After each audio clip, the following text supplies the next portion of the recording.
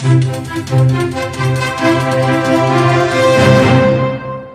की देशाचे पंतप्रधान आदरणीय नरेंद्रजी मोदी यांनी विकसित भारत ही संकल्पना देशाला दिलेली आहे आणि त्याच्या अनुषंगाने महाराष्ट्राचे मुख्यमंत्री देवेंद्रजी फडणवीस यांनी विकसित महाराष्ट्र ही संकल्पना मांडली।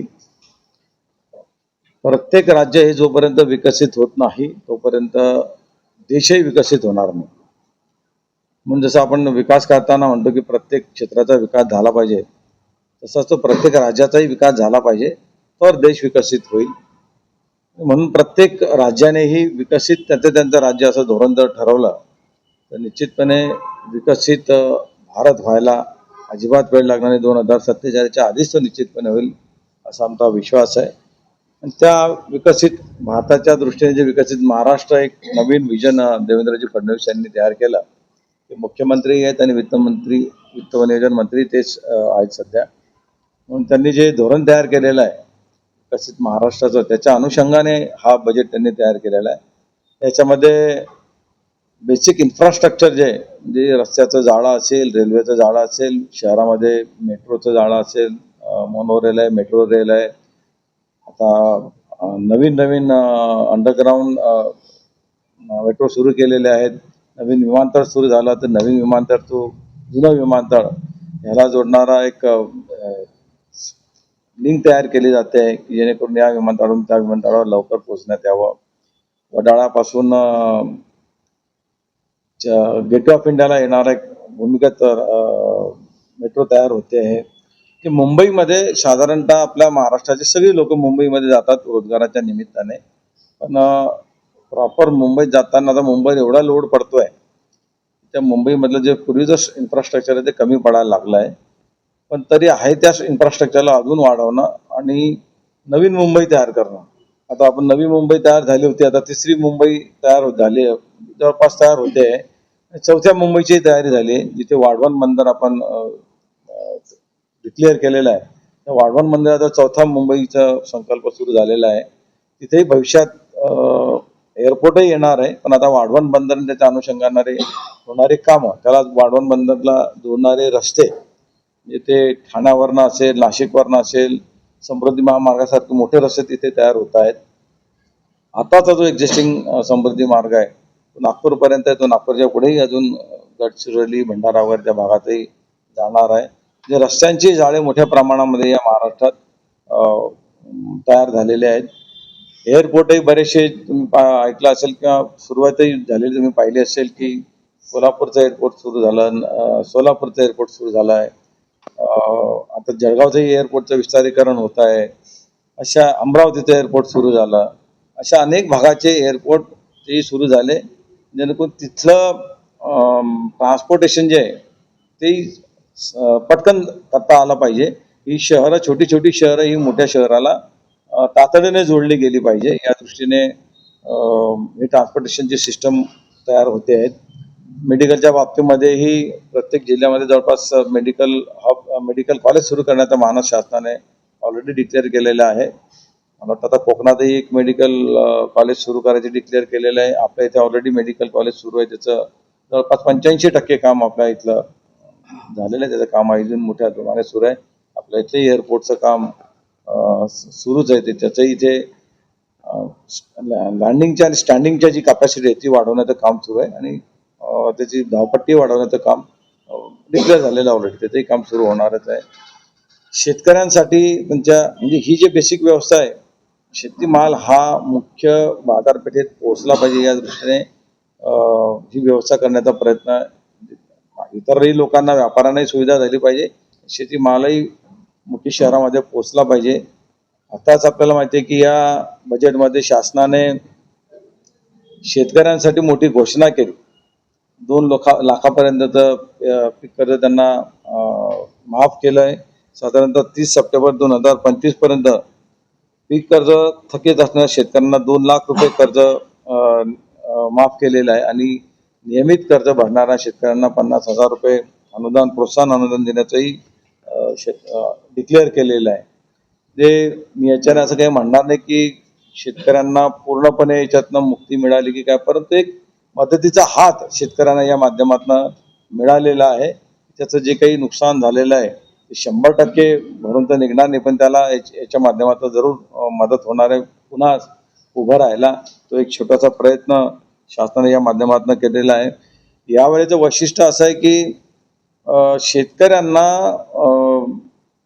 अत्याधुनिक टेक्नॉलॉजीच्या आधारे मार्केटशी जोडणं, याच्यासाठी AI चा वापर करणं, DBTचा वापर करणं, त्यानंतर ॲग्रिस्टॅक आहे, महावेद आहे, क्रॉसॲप आहे, DBT आहे, मूल्य साखळी तयार करणं, याच्या माध्यमातून अत्याधुनिक पद्धतीने शेतकऱ्यांचा माल हा बाजारपेठांपर्यंत पोहोचला पाहिजे. त्यांना घरबसल्या सगळ्या इन्फॉर्मेशन आल्या पाहिजे. आणि एक प्रयत्न असा आहे की वारंवार शेतकरी जो कर्जात सापडतो त्याला कर्जातनं वारंवार कर्जमुक्ती देण्यापेक्षा त्याच्यावर कर्ज होऊ नये, त्याच्या शेतमालाला चांगला भाव मिळाला पाहिजे, या दृष्टीने त्याला घर बसल्या सगळ्या इन्फॉर्मेशन आल्या पाहिजे. बऱ्याच असं असतं की मालाला भाव असं, पण ते तो माल कुठल्या मार्केटमध्ये न्यावं हे शेतकऱ्याला माहीत नसतं. म्हणून त्याला अत्याधुनिक टेक्निकचा वापर करून या सुविधा जर त्याला दिल्या शेतकऱ्याला, तर त्याला आपला माल नेमकी कुठे पाठवायचा या गोष्टी देखील त्याला या माध्यमातून कळणार आहेत. शेतकऱ्यांना दर म्हणजे मागच्या वेळेस सारखंच यावेळेसही जी बळीराजा मोफत वीज योजना आहे ती सुरूच राहणार आहे. आणि मुख्यमंत्री सौर कृषी वाहिनी योजना जी आहे टप्पा 2 याच्या माध्यमातून जवळपास 16,000 मेगावॅट ऊर्जा क्षमता निर्माण करण्यात येणार असून 100% कृषी पंपांना दिलासा या माध्यमातून देणार. म्हणजे नेहमी शेतकऱ्यांची मागणी असायची की आम्हाला दिवसा वीज पाहिजे, की आता खरंच या सोलरच्या माध्यमातून इतकी वीज तयार होते की दिवसाच्या विजेचा, पूर्वी जसं रात्रीच्या विजेचा प्रॉब्लेम यायचा की रात्री वीज अवेलेबल असायची आणि घेणारे कमी असायचे.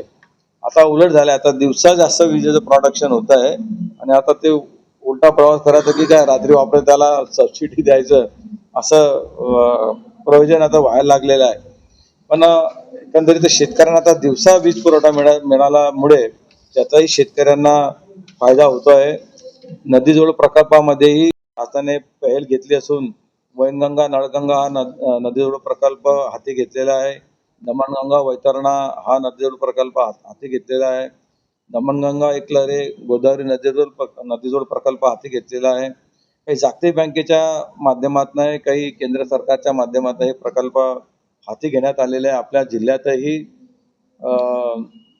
भागपूर धरणासाठी जवळपास आणि पाडळसे धरण खूप मोठ्या प्रमाणात यावेळेस निधीची तरतूद करण्यात आलेली. जवळपास 60-70 कोटी रुपये पाडळसे धरणाला दिले, 250 कोटीच्या आसपास भागपूर धरणाला दिलेले आहे. आणि जळगाव जिल्ह्यालाही मोठ्या प्रमाणामध्ये यावेळेस निधी देण्यात आलेला आहे. मोठ्या रस्त्यांच्या बरोबरच शेती रस्ते यावेळेला आपण ऐकलं असेल की पाणंद रस्त्यांना सरकारने हाती घेतलेलं आहे. आणि जवळपास म्हणजे जिल्हा मार्ग असतील, अतिरिक्त जिल्हा मार्ग असतील, या सगळ्यांना मोठी तरतूद करण्यात आलेली आहे. मागच्या वेळेपेक्षा म्हणजे महाराष्ट्रात अमृतकाल रस्ते विकास योजनेअंतर्गत द्रुतगती मार्ग 14,919 किलोमीटरचे प्रस्तावित केले गेलेले आहेत. यावेळेला जिल्हा मार्ग तयार करणार आहेत. 1,000 पेक्षा अधिक लोकसंख्या असलेल्या गावांना कॉन्क्रीट रस्त्यांना जोडण्यासाठी आशियाई बँकेच्या माध्यमातून जवळपास 4,500 कोटीचा कार्यक्रम हातात घेण्यात आलेला आहे. आणि मुख्यमंत्री ग्राम सडक योजना टप्पा 3 मध्ये 23,000 किलोमीटरचे रस्ते टप्प्याटप्प्याने पूर्ण करण्यात येणार आहेत. मागच्या वेळेसही मुख्यमंत्री ग्राम सडक योजनेच्या माध्यमातून बरेचसे रस्ते झालेले होते. प्रधानमंत्री ग्राम सडक योजना भाग 4 याला लोकवस्तीशी न जोडल्या गेलेल्या वाड्या वस्त्या ज्या आहेत त्यांना या माध्यमातून जोडण्यात येणार आहे. जवळपास 4,247 किलोमीटरचे परिरथने जोडणारा हे रस्ते आहेत की ज्याला वाड्या वस्त्या ज्या आहेत या सगळ्या या माध्यमातून जोडण्यात येणार आहेत. एकंदरीतच आताचा जो हा अर्थसंकल्प आहे हा शेतकरी असेल, सामान्य जनता असेल, शेवटच्या घटकातला माणूस असेल, या दृष्टीने देण्याचा प्रयत्न, म्हणजे व्यापारी असतील, मोठे उद्योजक असतील, त्यांनाही सुविधा देण्याचा प्रयत्न या माध्यमातून केलेला आहे. आणि महाराष्ट्र एक प्रगत राज्य असल्यामुळे आपल्याला माहिती आहे की सर्वात जास्त फॉरेन इन्व्हेस्टमेंट जी आहे ती या महाराष्ट्रात दरवेळेसारखं यावेळेसही महाराष्ट्रामध्ये सगळ्यात जास्त परकीय गुंतवणुकी महाराष्ट्रात झालेली आहे, ज्याच्यामुळे महाराष्ट्राची अर्थव्यवस्था ही मजबूत झालेली आहे. याबरोबर म्हणजे केवळ एनर्जी उत्पादन करून चालणार नाही, तर ती हरित एनर्जी, जसं मी आपल्याला सांगितलं की सौर ऊर्जा च्या माध्यमातून आपण वीज निर्मिती करतोय. तसंच नॉन कन्व्हेन्शनल एनर्जी म्हणजे ते पवनचक्कीच्या माध्यमातून, हायड्रो पॉवर प्रोजेक्ट असतील, याच्या माध्यमातूनही विजेची निर्मिती होऊन एक हरित ऊर्जा देण्याचा प्रयत्न या माध्यमातून आपण करतोय. जे बेसिक स्ट्रक्चर आहे, ऊर्जा असेल, सामान्य माणसाला घरं असतील, तर घराचे प्रकल्पही हाती घेतलेले आहेत. सामान्य माणसाला लागणारा जो औषधीचा खर्च आहे, म्हणजे त्याला स्वस्तात आणि तातडीने त्याला उपचार झाला पाहिजे, या दृष्टीनेही शासनाने योजना जाहीर केलेल्या आहेत. सामान्य माणूस ते उद्योगपती या सगळ्यांसाठीच्या योजना किंवा सगळ्यांसाठीचं समावेश करणारा असा अर्थसंकल्प महाराष्ट्राचे मुख्यमंत्री आणि वित्त नियोजन मंत्री पण ते त्याच्यामध्ये त्यांनी मांडलेला आहे. आपल्या माध्यमातून हा लोकांपर्यंत पोहोचवावा अशी आपल्या सगळ्यांना विनंती करतो.